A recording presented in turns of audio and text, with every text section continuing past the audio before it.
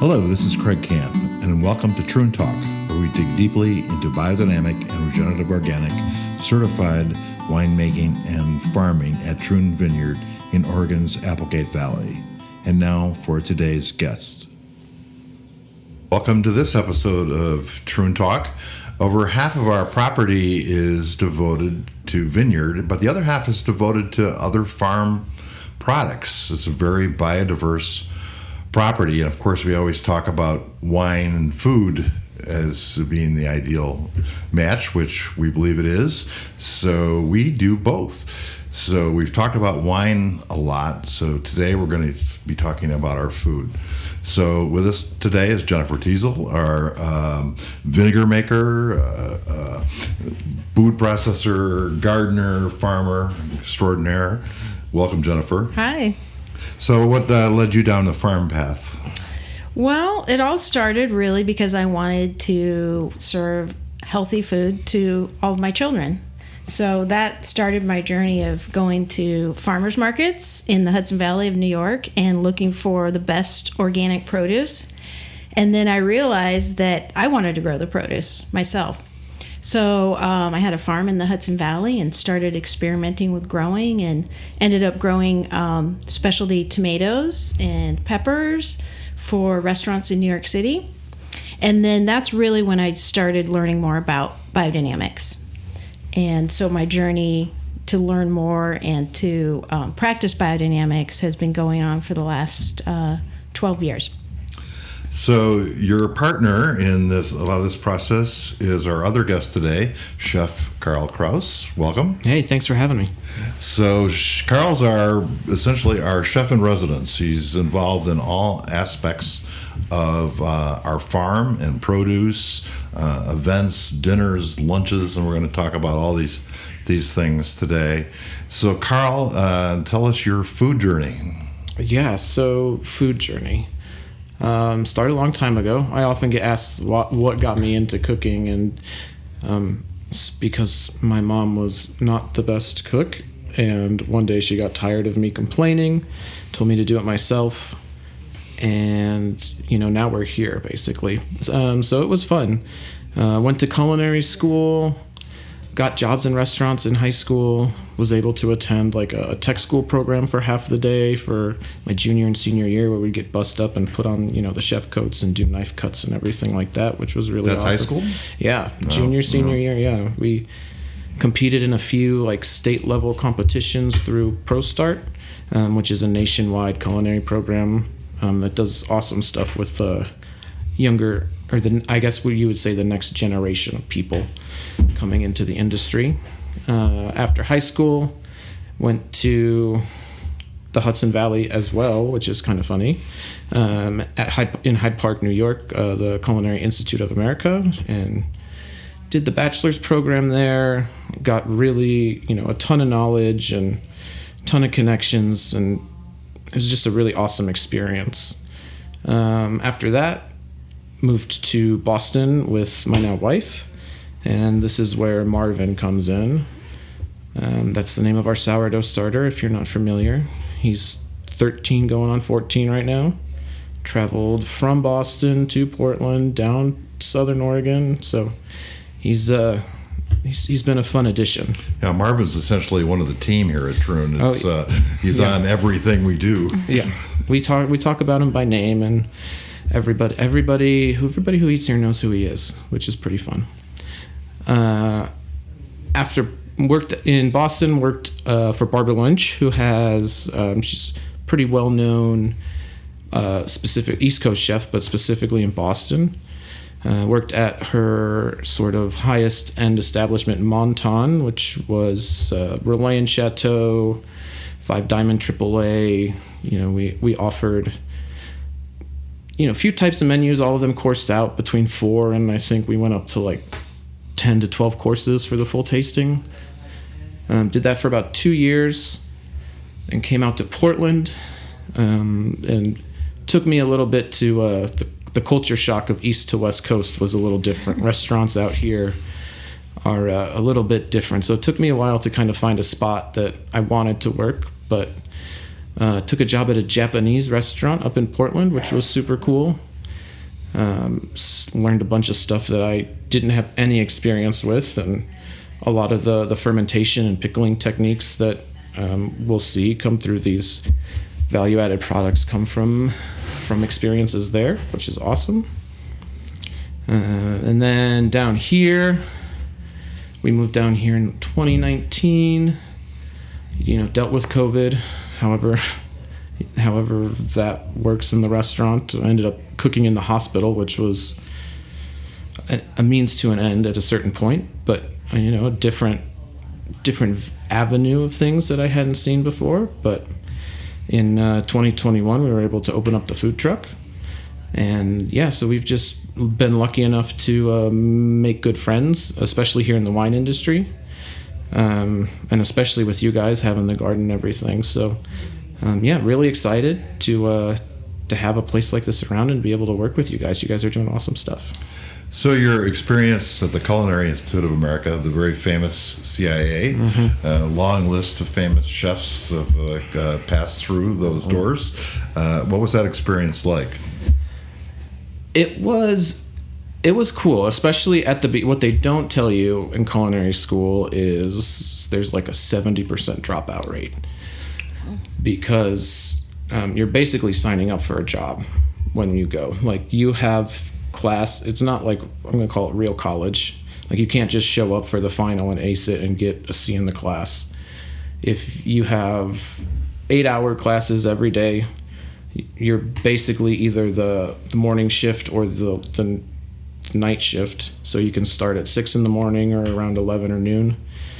And you miss like 2 days, you fail the class.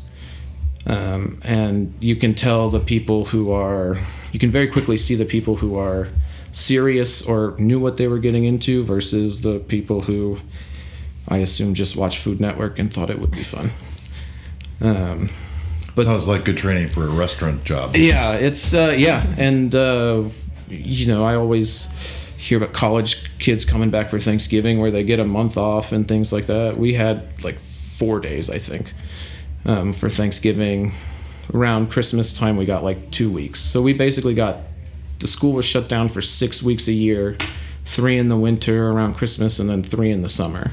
Other than that, it ran all the time because that's the industry. And so it was, a challenge for some, but really good for a lot of us. Went through the program where, you learn your knife cuts, your basic techniques.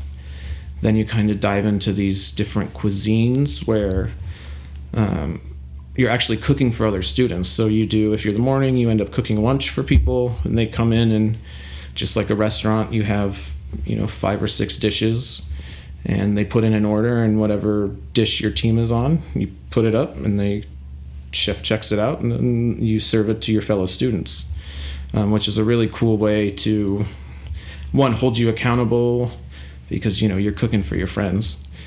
And as college kids, everybody doesn't mind calling you out on stuff if your knife cuts aren't right or your garnish is ugly. But it was fun. And then after that, in the bachelor's program, took wines class, so we were able to do a crash course in wines, 3 weeks of wines, did the New World in 1 week, France in 1 week, Italy in 1 week, and professor starts off the class by basically saying, if you don't get a 70 on the first test, like, drop out because you're not going to pass, and take it over, save yourself the money, take it. So that was a really cool, really intense class, but that's what really got me interested in the food and wine pairing, because we did a tasting, and my first like aha magical experience was Pedro Jimenez sherry and vanilla ice cream, which salty sweet. Yeah, I just like, whoa, I get it now. Which was pretty cool. And after that is the closest thing in my mind to magic that we can experience. So who and what kind of cuisines and what chefs have been inspirational for you? It's a great question. We'll go with chefs first because they're easy. Francis Malman's been one. He's super famous for his open fire cooking, pretty rustic, a lot of great cookbooks out there. But everything he does is open flame and pretty much just vegetables or meat and just cooked over fire. Like, it's very simple as far as like intricacy, but it's all about the good product and how it's treated and things like that, which is really interesting. Another one that was really inspirational to me was Favakin, which was I think it recently closed, but out in Sweden, really small. Everything they served was foraged or grown in the garden. Fish was caught by like hook and line. And I really like them because they did things backwards. There's a great episode about this restaurant on The Chef's Table. And normally, in a restaurant like this, the chef stands at the pass and watches the dishes go out and checks it and everything. And then, the newest person is in the back struggling to do whatever they're supposed to do. And so he flipped it. He has the new people standing at the pass just checking everything so they can see it. And then he's in the back, cooking or, being hands-on with the sous chefs that are actually cooking. And he did some really cool stuff that I had never thought of. Like, one of his dishes was retired dairy cow. So it's something that already served its purpose, but still has a lot to offer. We just don't really see it like that. Because these animals have been around longer, they've developed more flavor. They do require a little bit different techniques of cooking just because of the age of the animal and the muscle fiber structure and stuff. But there's a lot to be said about that, and there's, I think, a lot of waste just in general with these sorts of things. And so I was really impressed with like, oh, that's super cool. Yeah, what happens to the cow after it's not making milk anymore? Like, where does that go? Something I never thought of. Cuisines are a little bit harder just because there's definitely an Asian influence in my cooking, but I think it's not Asian flavors, it's mentality of like the Japanese thought of simplicity, where it's like a dashi broth, which is seaweed and dried fish flakes. Not a whole lot there, but it's very subtle, it's very comforting.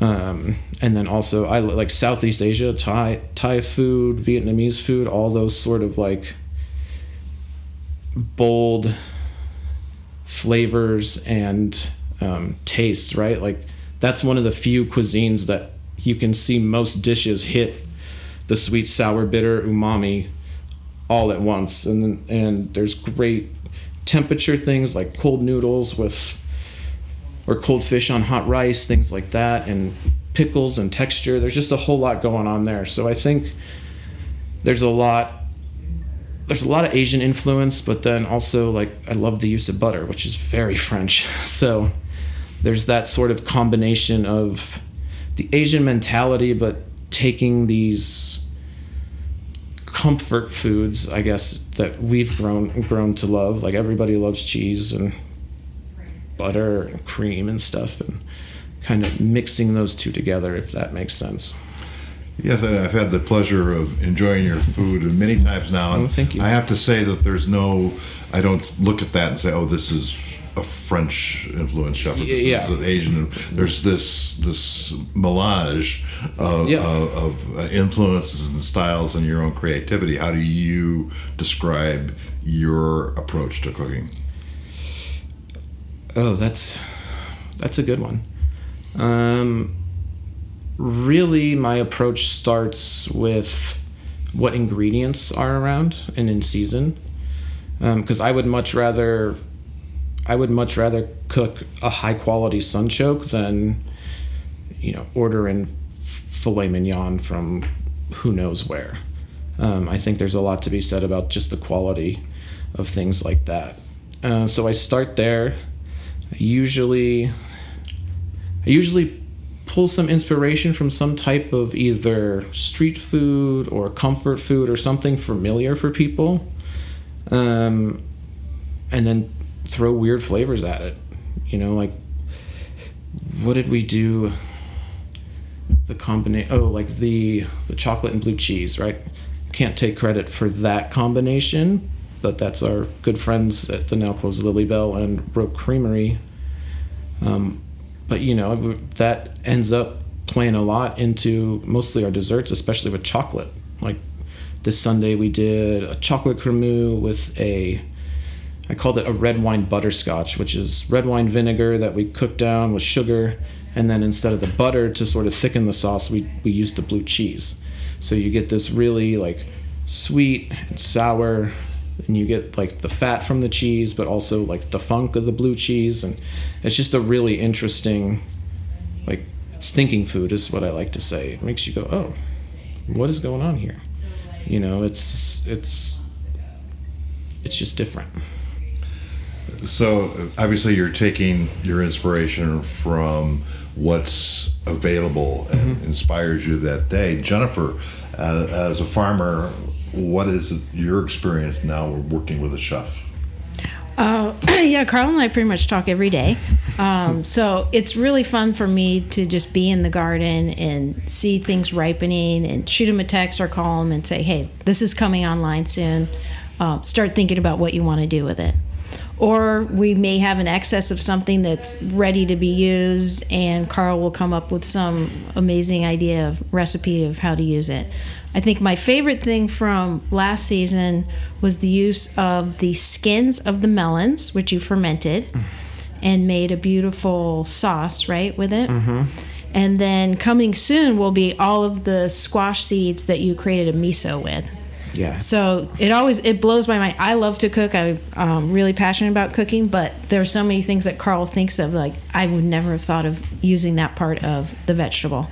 So I've been learning a lot just working closely with Carl, and it's just this concept that he and I are both really passionate about is zero waste from the garden. That's our goal moving forward, is really trying to figure out how we use everything.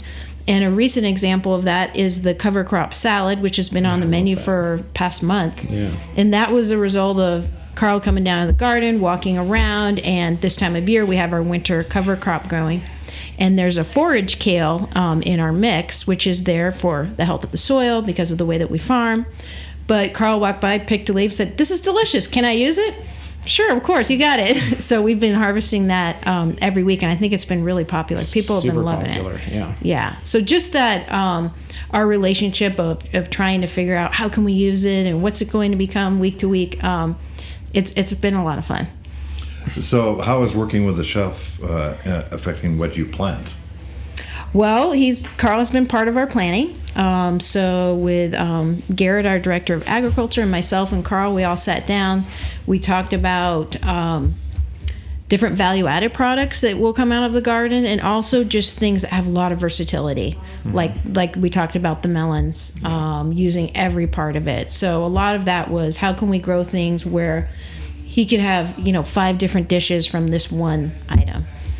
So yeah, Carl's really an integral part of figuring out what are we planting and what it will ultimately become on the plate or as a product.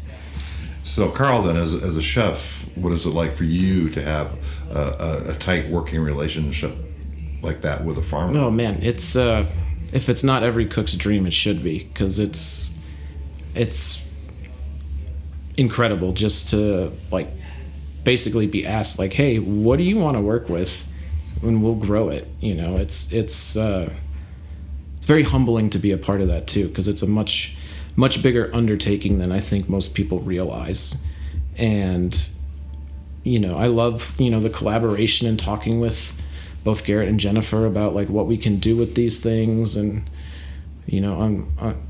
Jennifer often receives some of my late night inspirational texts or emails. The 2 a.m. emails are famous. Yeah. Garrett gets those too, so thanks for putting up with those.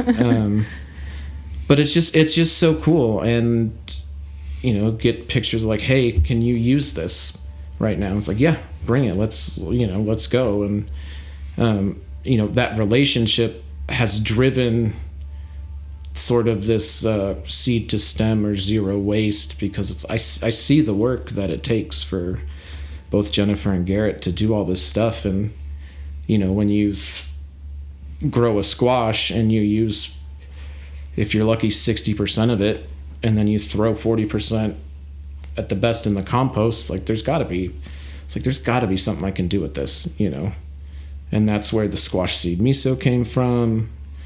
We've smoked and dehydrated the skins and kind of used those as seasonings, or like in the dashi broth and stuff. So there's a lot of inspiration there. Both Garrett and Jennifer bring a ton of knowledge about products that I've never worked with, like the filter kraut, right? Is that how you say it? Felderkraut, the German cabbage that is especially for sauerkraut, for making sauerkraut. Yeah, mm-hmm. And we've been using that a lot, and we've been loving it. It's been one of my favorite products to work with, because it's just so... One, cabbage is very humble and underrated, but it's so good. And I love that stuff when, people order the cabbage over the pasta and say, wow, that was the right choice. It's like, yeah, that's a huge compliment. And you can't get there if you don't start with product that's premium product. Yeah. We have lots of conversations about flavors. Everyone on the team here, I think, is really driven by flavor and quality. And because of the way that we farm and take care of the soil, and we create our own compost, the quality is there, in terms of taste, color, and then the nutritional value as well, from biodynamic vegetables. So that leads us into biodynamics. What is it like for you to grow biodynamically, and why do you think that's important? And then Carl, what is it like to work with biodynamic produce? Maybe Jennifer, you start. Yeah. For me, it's really being in touch with the natural rhythms of the seasons, of everything that sustains life and grows life. And so as a biodynamic farmer, we're paying attention to all those things. So a lot of it is observation, taking the time to notice it, work with it rather than work against it. So these, working with the flows of the seasons.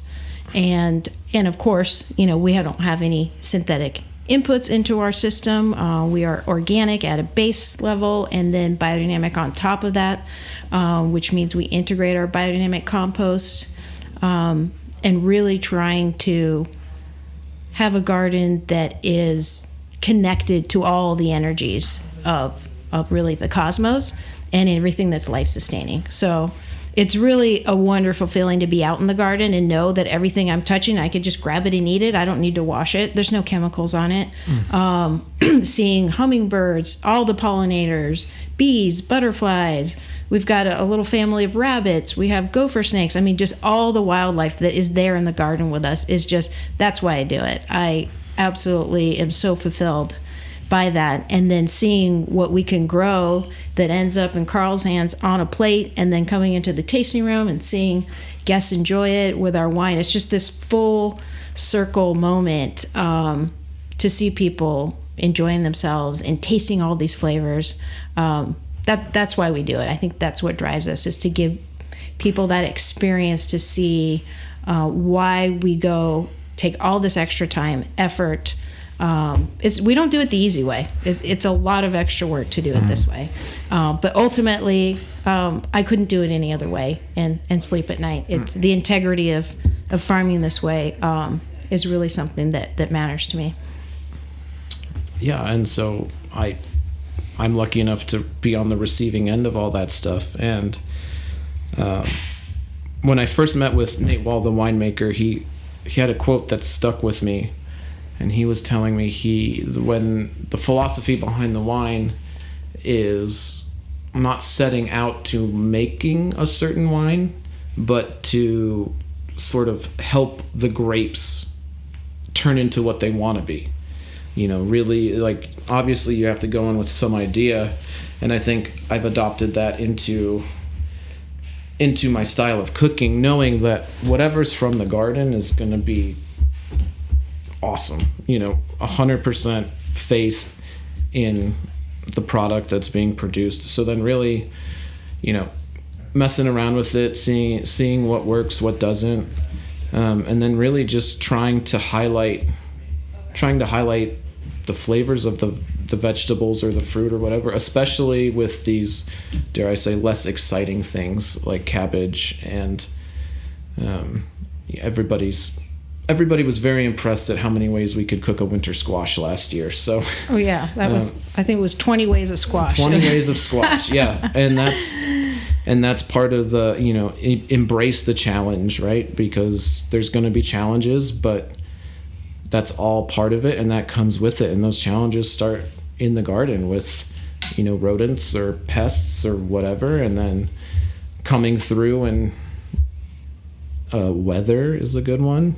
Hey, we're gonna do this salad this weekend, and oh wait, here comes a random frost. No, we're not. So what else are we gonna do? You embrace that, because that's the whole sort of mentality behind both the garden and Troon as an experience in itself. Well, you mentioned the zero waste garden. I think we should just explore that a little bit more. And I can't think of a better strategy for a biodynamic farm is to use everything that you grow. Yeah. So how does that work in the garden and in the kitchen? It's been, well, we finally got to it, and I was afraid to kind of start asking, like, can you save me all your garlic paper, because we can do something with that, like, this is weird, but let's try it. And it's really been awesome, because it was a challenge to start thinking that way. And it started last year with the squash. It's like, oh, what am I going to do with all of this squash? Like, I can only make so many squash soups and, squash ravioli. It's like, well, let's do something with the skin, So we roasted the skin and the seeds and kind of treated that more like a ragu, so like a meaty, more filling texture, which was great. And then from there, once we started thinking like that, it was just seeing all these possibilities of, like, oh, when we salt and drain our tomatoes, let's ferment that liquid into a shoyu or something like that. Yeah. And then, take the big leaves of the cabbage that we don't want to use for sauerkraut because they're a little tough, and either, dehydrating them and using them in vegetable stocks or broth, or using them as a cooking vessel for steaming things, like banana leaves are used. So it's really been a fun experience, and it just, keeps seeing possibilities of different ways to go and different ways we can use things. Yeah, it's really been a mind shift for me to look at, Carl sort of opened my eyes, like, what, we can use the dried paper from our dried garlic braids? I would never have thought of that. So now it's sort of, looking at it with different eyes, like every single thing, can he do something with it? So it's like almost like a challenge, I think, that's exciting. Like I try to not to, of course things can go to compost, and then that's, part of our system. But if we can use every part of what we grow, that's the ideal for us. So really it's forcing me to look at it differently and to figure out how we can utilize every part of the plant.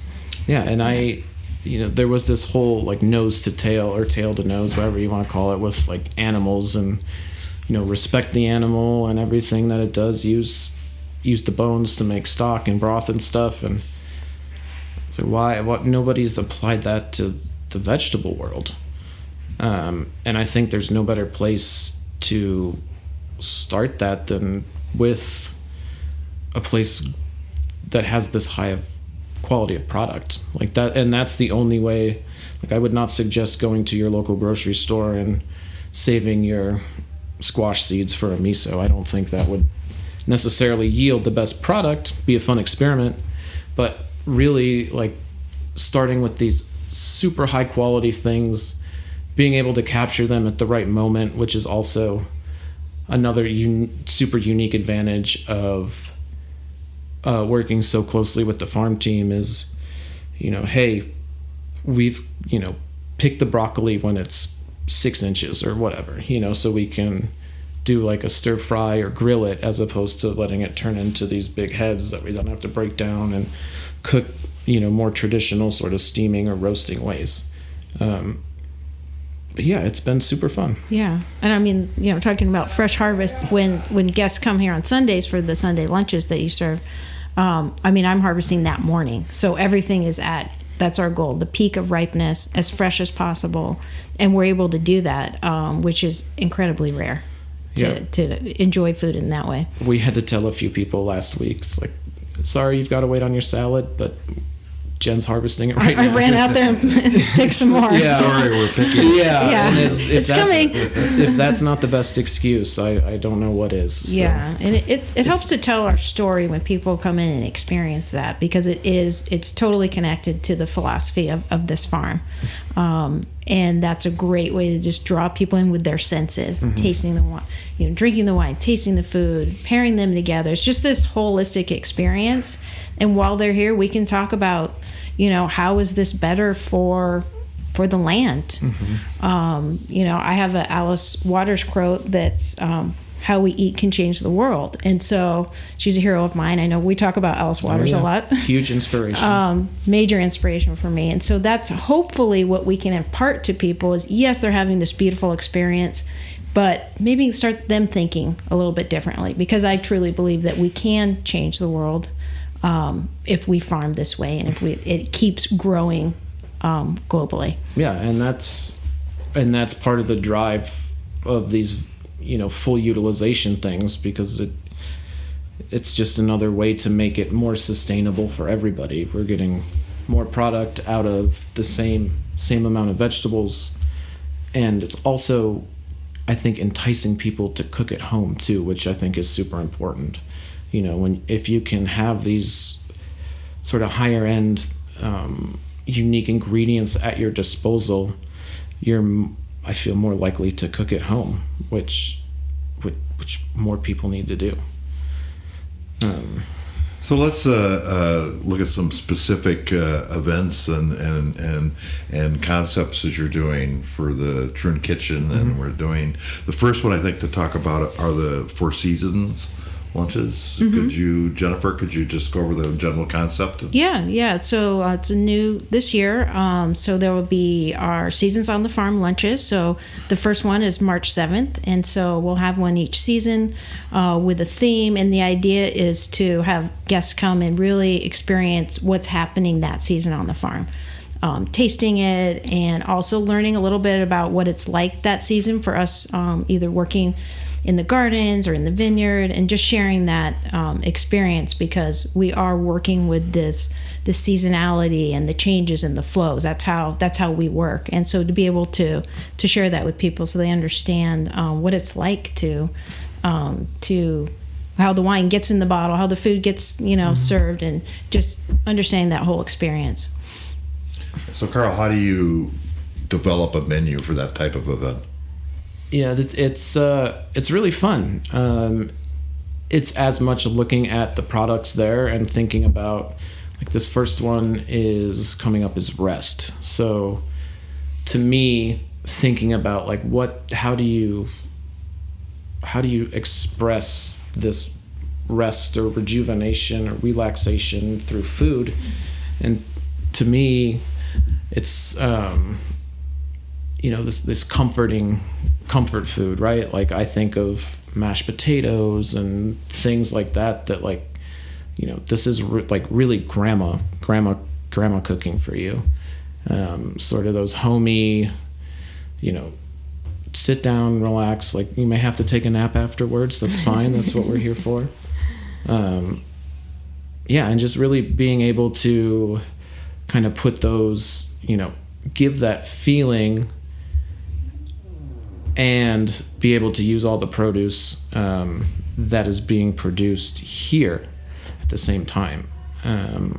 So it'll be fun. I'm excited to see how it's received when we. Yeah, well, I mean, our hope is it's a really intimate farm to table experience. Yeah. And this first one, we planned, really forward thinking, a lot of fermentation that you did, because we knew it was going to be a little lean in the winter. Mm-hmm. So there's been a lot of planning ahead to be able to preserve what our last things that we grew in the fall. So yeah, and let those vegetables rest over the winter too. Which is another way that we can look at it. And it's fun to get the different ideas from Jennifer and Garrett with these more abstract concepts, like what does rest mean to them? And from the garden's perspective, what does the garden resting mean? And yeah, it's a very collaborative process, which has been really fun. Yes, people don't often think there is produce available in the winter. Right. I mean, you are growing things now, Jennifer. Oh, yeah. Also, this combination of preserving from the last harvest combined with what you're growing now, I think, is really the fundamental personality of this lunch. Yeah. We still have the hardy crops, Swiss chard, kale, green onion. So there will be fresh items too. So yeah, I think this menu is probably the most, maybe a little more challenging for Carl, but also I think one of the more interesting ones. I mean, summer's going to be easy. Summer's going to be hard for you to be like, I've got to get everything in there. Yeah. So this one's a little more challenging, but I think the flavors you're developing for this are just really going to be very interesting. Yeah, and it's going to be fun because it's not, with making our preserves and ferments and stuff, like we'll be able to have habanadas on the menu and stuff that like habanadas and sunchokes, I don't know, like that's not, they're usually completely different times of the year, and so if you're doing that, you're usually not getting fresh or of quality. So it's a new tool I have to be able to use sort of these summer flavors throughout the year, because we've preserved them in unique ways that'll be fun to incorporate throughout the year, as opposed to just like, oh, it's tomato season now, everything's tomatoes all the time. Yeah. Be able to hold on to some of those we had tomatoes, we had some preserved tomatoes in the cover crop salad last weekend. Yeah, I was really excited to see a tomato. Yeah, tomatoes in February. Who would have thought? Well, it's really mind-blowing too, because we grew the habanadas. I tasted them fresh, just picking them in the garden. And it was an interesting flavor, but then what Carl can transform it to with fermentation, all of that, it just is a whole nother level. So it's really fun for me to see what he starts with and then what it transformed to, and in this, really exciting flavors and things I never would have thought of combining too. Yeah, these are small lunches for small groups, sure. But there's also an educational aspect for sure. You're doing. Yeah. So, what will you be talking about? So I'll be setting the scene of what happens here in the winter, and that includes what's happening in the soil and in the plants. I mean, it's a dormant season for most of what we grow. So, and then just sort of this for myself personally, philosophically, what the season means, and connect it to some biodynamic principles that we can share with people, and hopefully, that'll start some really interesting conversations. Yeah, and I think, like Jennifer said, there will be a lot of incorporated preserved product from the summer harvest, which is awesome, and it'll allow to talk about that and how things are preserved, and how people can start doing those things on their own, and different ways to use each type of preserve, so that it's a you're not just making one. Hey, I'm making this one salsa that's fermented, and this is the one salsa we're going to be eating for the next 12 months or whatever.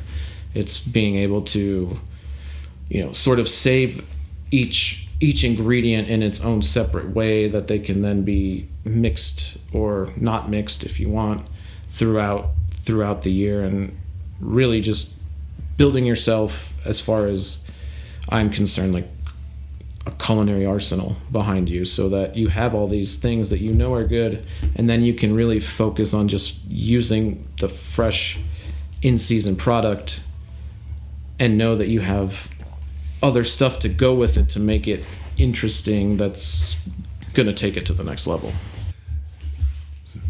So the Four Season lunches are look at the whole year, the whole season, but you're also here every Sunday doing our garden to guest lunches. So that is a weekly expression of the farm, a much different concept, and I would think more challenging too. Yeah. So you're doing 3 courses every Sunday. Yep. And let's just look at what you did last week. Could you kind of go over the menu and just how that came to be? Yeah. So we had the cover crop salad. This week we did paprika vinaigrette on it with paprikas that we pickled this summer. The other starter option was our house focaccia that we made with a little bit of pesto in it from the garden, preserved tomatoes and ricotta, sort of bring in those summer flavors. We're like 6 months away from having the fresh version of that, basically, so it's kind of fun to be able to forecast the future with preserved items. We ran the cabbage last week, which a second week in a row. I don't often run things twice in a row, but I was so happy with the way that cabbage just turned out. Delicious. It was like buttery. Yeah, and it was so good. So amazing. Yeah, like if I could be vegetarian if everything tasted like that. What was the sauce you had with the cabbage? Because that was amazing. Oh, it was. Yeah, so it was all the juices left from the cabbage with that brown cheese, a little bit of the whey reduction that we keep, and Walla Walla onions, sweet caramelized Walla Wallas. That with the grain ragu with all the grains that we'd use to make our other ferments, our shoyus and the kombuchas we do for vinegars and things like that. Other main course option we had was the cavatelli pasta, pork belly from Firebird Farms, which is the awesome local pork, the Meishan pig, which is the Chinese.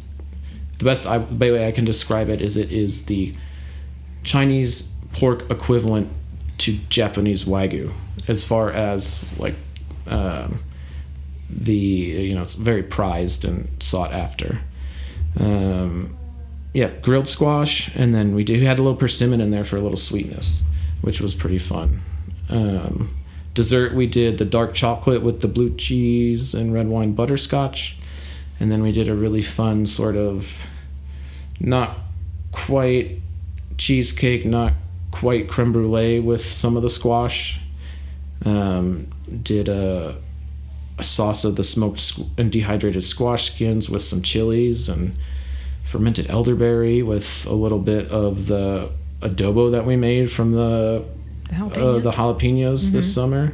So that one was a pretty fun one. Caught a lot of people off guard, but most of them, I think everybody liked it. So that one was really fun. That's that menu. That's a real melting pot of world cuisine. Oh yeah, just 3 courses. Yeah, so people are definitely liking it because we're having people come for the food specifically. Well, yeah, that's great, and so it's really having this every Sunday, and people are excited to see what you're going to create. It's been really fun to walk into the tasting room and see everyone. Being served these beautiful dishes, and I'm really excited that it's all come together. Yeah, and that I can only take so much credit because I tell most people that it all starts down there in the garden. I do very little to it, which I think is the point, right? You just showcase. Good ingredients don't need much. Yeah, and so sometimes that's harder than not. Having a light touch. Because it's we're not ordering in truffles or anything like that, so we can't really as far as I'm concerned, like make mistakes, right? Because you don't have these extravagant flavors necessarily to sort of hide behind. Right. And so it's really just making sure to showcase whatever product you're trying to highlight the best way you can. Yeah. And then using the others to sort of accent or contrast, however you want to play with it. Yeah. Mm-hmm. So another thing we're doing here brings us back to Marvin. Mm-hmm. Perhaps you could just tell the story of Marvin just a little more. Sure. And then we'll talk about what we're doing with it. Yeah, so Marvin, when Mal and I decided, well, I'll tell the true story. When I decided to follow Mal to myth. Boston after college, we moved in, and she's the bread baker. She's the bread whisperer. She went through the pastry program at school, so she's the other half of the program. But we made Marvin. That was the first thing we did when we moved in. And who would have thought it would have been such a lineage for him. Your first child. Yeah, yeah. Uh-huh. And it's just a really simple, you mix flour and water and let it sit for a week and, take care of it and feed it. And if you have a sourdough starter at home, I highly suggest naming it, because otherwise, if it doesn't have a name, it doesn't have a personality, and then you don't take care of it. I've learned that lesson several times. So Marvin is pretty much incorporated into every menu. So when we moved from Boston to Portland, we had to take Marvin through TSA because he was not going to fly in the bottom. And that was really interesting, trying to explain to people what this... Luckily, we were smart enough to freeze it so it was a solid and not a liquid. And try and explain what it is, and eventually the agents just eyes glazed over and like, fine, just go through. So yeah, that was a fun experience. I'm so glad we did it, because we considered just dumping him right there and be like, this isn't worth it. But then no, let's try a little bit harder. So came to Portland, and now he's down here in Southern Oregon. And the whole, I'm sure somebody's like, why would you go through that trouble and all that sort of stuff? And it really leads back to like this whole concept of terroir, and it tells a story. And that's why like San Francisco is so well known for their sourdough, and to the point where there's even a specific bacteria named after the city. I forget the Latin name, but it's San Francisco something, and that specific bacteria is what gives San Francisco sourdough their flavor. And then there's starters there that are over 100 years old. I know at the CIA that we went to, Mal was telling me there's a starter around that it's been around since like World War II. And much like I think about the kids taking home the class pet or whatever, during those breaks there was somebody responsible for feeding this starter. And I'm glad I didn't have to do it, because that's a lot of pressure, because you've got history. And yeah, it's just been super cool, and look, people love Marvin. So now you've created this mini Marvins, Mm-hmm. I think you call it, small loaves of your sourdough, and you're matching that with 3 spreads. Yes. That you create. They're your creations, and then we're matching them with 3 wines. Yep. So what are the spreads, and what is your inspiration there? So right now we're doing the vinegar curd, which is really fun. It's using the estate barrel-aged vinegar, much like a lemon curd. But we're just replacing that lemon juice with red wine vinegar. So I like to think of it as like almost like a vinaigrette, right?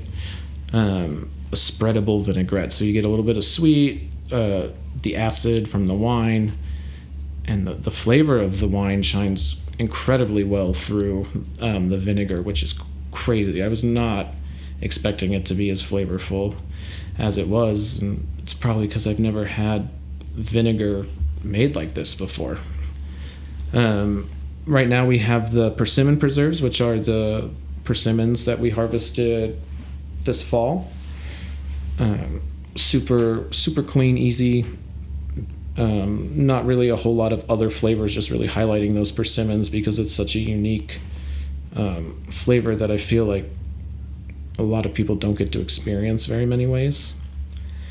And then we're doing the brown koji butter. And so this is something that I do because typically when you have brown butter, it's separating it, right? Like you have the brown butter solids and then you don't have the spreadable product anymore. So we go through this process of browning the cream before we culture it into the butter, which is pretty fun because then you're able to keep that whole, spreadable butter texture, but you still get that nutty flavor from the brown milk solids in there. So, where do you see the garden going in the next year now? Oh man, crazy for sure. We have a lot of variety planned for this season. There's a lot of fun stuff coming out of the garden, and I really hope to get this like a clearer vision of these sort of avenues. Like this will be the first season that we fully approach it with this like zero waste mentality, and so I'm hoping we can get a little bit of experimenting in, and then know like, hey, we really liked the best way we came up to use with squash skin is this way, so we know how to process and what's going to lead us to showcase the best avenue of each of these individual products from the same plant. And so then you're also going to be producing a range of preserved products. Oh yeah, that you're selling in jars and yep. and what is coming down the road for preserved products? So our first releases will have the vinegar curd available, some of the persimmon jam, and then bunch of bunching onions or scallions were something that we're producing this fall, and so we made a grilled onion salsa verde. So it's ferments of like garlic and other alliums from the spring and summer. We have some walla wallas that we grilled to get some nice sweetness and char, and then a little bit of Durant olive oil in there, so that'll be available. We've got some miso, the squash seed miso's aging. Just started a batch of tomato shoyu. Experiments with some acorn products from the gorgeous trees out here. Yeah, just foraged acorns. Yeah. We're not short of acorns. No. Yeah, and so those are the ones that are started and in the works, and then from there it's just a matter of, I'm sure we'll do, peach and tomatoes. That's one of my favorite combos when that season comes. So peach and tomato jam, and we've got a ton of basil, always have basil. Yeah, pestos and things like that. So I think we're going to have a lot of stuff to offer. So I've always really thought your company name was great, Wilder Cooking, which I think, first of all, you like wild ingredients, but also you are fearless in your cooking. Yeah. Well, I mean, in that, a lot of that confidence comes, from like the product, right? Especially here, it's like I have no question whether the product's good, right? So there's no, just keep it the way, just don't mess it up, right? That's the job now. It's not like, hey, make this taste good. It's just don't mess it up. Yeah. And, I will say it's been cool to see, because at first I was kind of hesitant with, putting adobo in desserts and stuff like that. But, I've kind of always had this goal of making people slightly uncomfortable when they're eating, just either trying something they're not familiar with, or maybe it's cooked in a way that they haven't had before, different flavor combinations. Beets are my favorite example. I've met so many people who are like, oh, I don't like beets, I don't eat beets, don't serve me beets. It's like, okay, I'm still going to. You don't have to like them, but my guess is you've never had a beet that like came out of the ground yesterday and has been treated as such. There's a lot of difference between the beets you get in the can at the grocery store versus a well taken care of and fresh beet. But yeah, the wilder cooking thing, it's my daughter's name too, and she got the name first, and then trying to figure out some type of way to, it was hard, right? Because you're not going to be like, hey, this is Dave's Hot Chicken or Bob's Burgers or Jose's Taco Truck. Like, there was not any of this. I didn't have a box. I didn't have a, dare I say, concept other than like, let's just find the good stuff and produce it. And so, Wilder fit in the way that it gives you no idea of what to expect, but to expect something uncommon. Yeah, and yeah, definitely. I mean, we never know what you're going to come up with. I think that's the fun part. It's like you really don't have boundaries. I think your desserts always surprise me. Like, I would never think of that flavor combination. And so I think you don't put any boundaries on what you can create. And so I think that's what allows these like really surprising dishes that you come up with. So, and I mean, now I know 100% you're one of the most creative people that I know. Yeah. And it shows in your cooking. Well, it must be exciting for you too. I mean, the vinegar that we have here, this 2-year-old barrel-aged Syrah vinegar that you made, and now to see it also transformed into a totally new product. Oh, yeah. I'm sure you never thought of. I did not. When he told me, I'm like, wow, I love making lemon curd. It's one of my favorite things to make. I'm like, vinegar curd? Well, why not? That sounds incredible. And it is. It's delicious. So, yeah, it's really fun to see how even that product can be transformed. Yeah. And, there's a lot of different ways and different vinegars that Carl and I have been talking about, just expanding what we can do, because it's making vinegar, we're making it with the wine, of course, but also these different fruits and things we have growing in the garden. So there's a lot of different flavors that we can come up with down the line. I think we're going to have a lot of interesting vinegars available. Mm-hmm. Yeah, it's a good outlet to use these sort of, skins or, sort of these, dare I say, waste parts of fruits and vegetables that normally don't get consumed. Vinegar is a really awesome way to incorporate those. And it's a really awesome way to utilize what would be waste from the winery as well, which I think is really fun. Working with lees and things like that to make a super unique vinegar that's got, because it's all the lees or from the lees, it's got this rich sort of creamy mouthfeel to it. Not like any other type of vinegar I've come across before. And it's just really cool to have sort of these awesome products at your disposal that, at least to my knowledge, I haven't seen a recipe that incorporates, the lees into things. Can you talk about your Syrah jam, please? Because that's been one of my favorites. Oh, yeah. How you made it and how it came to be. Yeah, Micah. It's like, do you want the pumice? The squished grape skins and seeds and stems, and do you want to do something with it? I was like, I'll try it, whatever. And yeah, I just treated it like you would make a grape jam.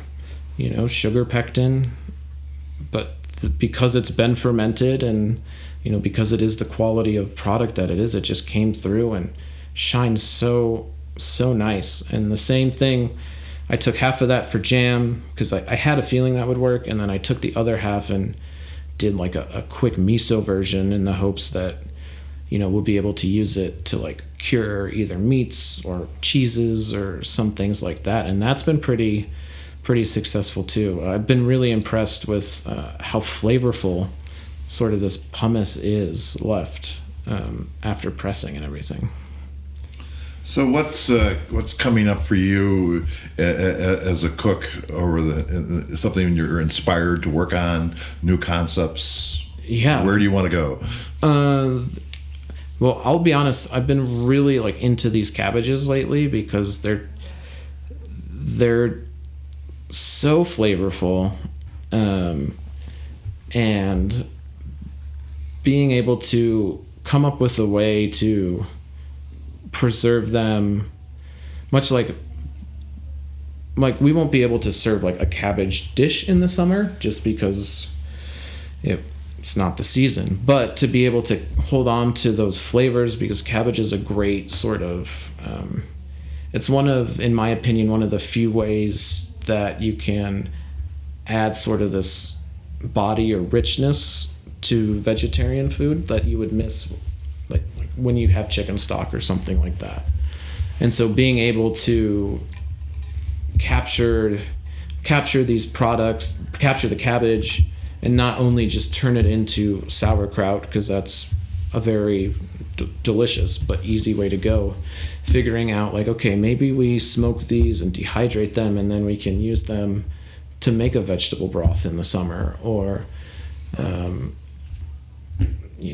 as a powder on top of tomatoes to sort of add a little bit of depth and bitterness to counteract the sweet acidity that it has.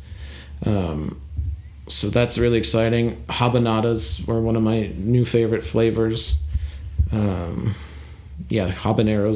are kind of my heat limit. And so I don't think I've ever actually tasted the flavor of a habanero until I had a habanada because I was just too overwhelmed. The sea buckthorns, those are awesome. I was very, very excited about those last year, and happy to hear they'll be back, and hopefully a little bit more this year because we went through them pretty quick. But all those sort of, the gummy berries, things like that, there's so many like unique flavors that I had never gotten to work with until last summer. And now knowing what they're like, I'm excited to see what we can do with them. And gummy berries are a real thing, right? They're real. Not gummy berries, gummy berries. Important to understand. Oh, yeah. Yeah, those are real. Yeah. And they were delicious. Yeah, I can see how your mind is working constantly in terms of, can we ferment it? Can we dehydrate it? So it's a lot of like a technique, I think, that we're embracing. Mm-hmm. Because then we can stretch these throughout the season in terms of being able to have, like you said, your arsenal of flavors. So I think a lot of our conversations recently have been about those approaches. Do we dry it? Do we ferment it? What do we, how do we do this? So that just opens up a world of possibilities. Yeah, and I've been trying to figure out a way to explain this sort of philosophy with like the arsenal or whatever I want to call it. But I think of it, a lot of it, each of these products is like a different color in the color palette we can use. And so the more colors we have, the more you can do, right? And so I think that's the best way for me to explain it, is like, we're building our color supply that we can paint with. Well, I think that's a great place to stop now that we're all hungry and it's lunchtime and everything. Carl, it's really inspirational to watch your cooking, and a great pleasure to be able to eat it. Oh, absolutely. So thank you for spending time with us, Jennifer and Carl. Yeah, thank you. Anytime. Thank you for listening to Troon Talk. For more information, please visit us at troonvineyard.com. Thank you.